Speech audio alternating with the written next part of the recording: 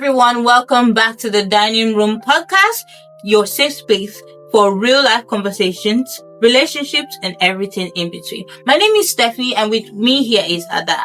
Ada, why don't you give us a rundown on that hot gist that you were, giving us backstage? So you know how there's this book called Nearly All Men in Lagos Are Mad? I'm of the belief that nearly all siblings in Lagos are mad, if not all. Because tell me why the other day me and my sister went out to go and buy something. Obviously we're shopping, and then I was like, "Oh, buy something for me." And she looks at me and she's like, "You're meant to, you're meant to be working. Why are you not buying things for yourself?" That kind of thing. And I don't know. I was like, "You're my sister. You are working. I'm not working. I'm still in school.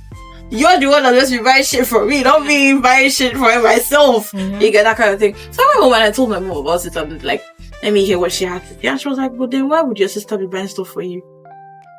She's the older one, I guess. Anyways, how are you guys able to, settle that difference? So like, my dad had to intervene, and then he basically tried to explain to me that regardless of the fact whether she's older than me, that doesn't, like, it's not my duty or it's not my right to actually ask her to buy stuff for me. It's like if she remembers that, oh, okay, yes, maybe I'm going somewhere and then I remember that I want to buy something for my sister, that's fine.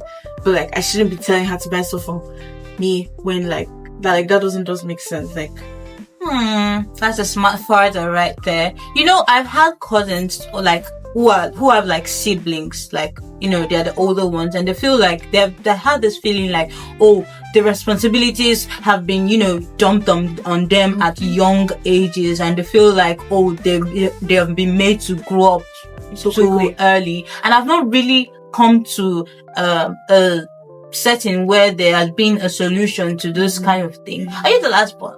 yes, I am. Oh, okay, now we get it. And I've also had cousins that, the last one is like, oh, the older one is left to live their life. They're not left to live their life. Yeah. And I've also had cousins. I'm sorry, I'm an only child, but I've had so many cousins. I have an extended family. The second one is seen as a troublemaker. I don't know if it's real out there, but I don't think that is the narrative that is supposed to be out there. The second ones are just maybe, I've had an explanation that they feel like, oh, they are not seen. It's either the firstborn or the lastborn. They are not really seen. So they have to, get that kind of, recognition for something at least, which could be trouble. I've had cousins, man. So like, I don't know. Do you feel like your older sibling, gets all the freedom in the world and you're just left with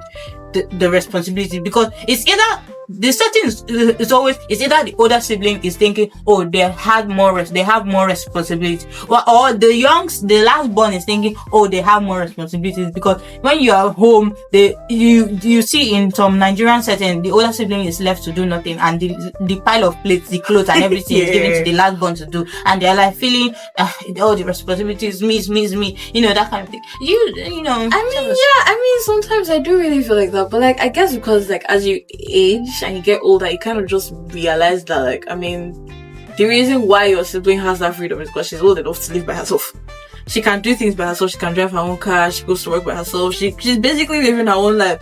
But you are still under your parents' roof now, so you can't watch all the places that they do all the chores and clean all the houses and everything. You're just like, I can't wait to get out of this house. So yeah, I mean, I guess that's just how it is. Like, it's a normal thing.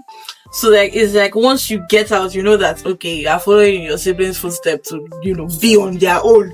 And then there's some younger siblings that when they have left the house, they want to come back to the house because the outside world is scary. So yeah. I'm not even younger, I'm not older, but man, the outside world is scary. I want to go back to my mother's house. I'm not old enough. This adulting thing is hard. I need an adult adult. Exactly. Clock it.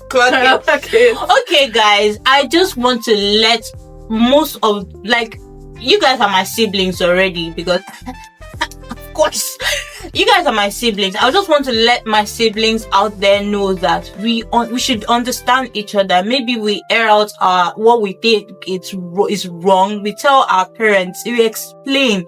Maybe you are not in that household where, like, there's open communication, but at least if you feel like you're not getting treated right, try to find the solution. Try to find a comfortable spot to talk about what you feel you are not, The comfortable spot is the dining room. Exactly. That's why we have one here. You can actually comment under any of our social media or YouTube or Instagram to, you want to talk it out with your sibling. You bring your siblings to the dining room. Exactly. You bring your sibling to the dining room. We're going to talk it out. If you feel like, your older sibling is getting pampered, or you feel like your younger sibling is getting pampered, or you feel like you're just in the middle and you want to get noticed for something at least, and you just feel like the only thing you can just do to get noticed is to cause trouble, Just come here. this is where you're supposed to be. Just come here. Okay, so either ways, everybody has their own flaws. You can't expect anybody to be perfect. As an only child, sometimes I get lonely. I feel like I want siblings, but sometimes I don't be like, nah, I don't want that. But then who is going to share the chores with me? Exactly. I guess we'll leave a question mark on that. See you next time on TDR.